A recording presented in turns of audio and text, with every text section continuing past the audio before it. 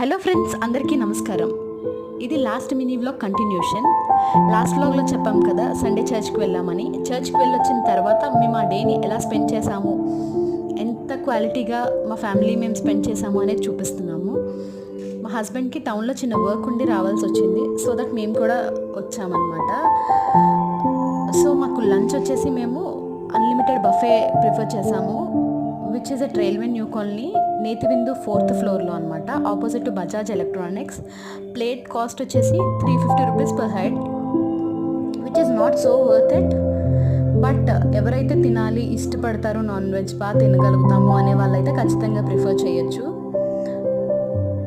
And finally మేము ఇంకా time ఉంది కాబట్టి మేము గేమింగ్ జోన్కి తీసుకెళ్దామని చెప్పి సిఎంఆర్ సెంట్రల్కి తీసుకొచ్చాము.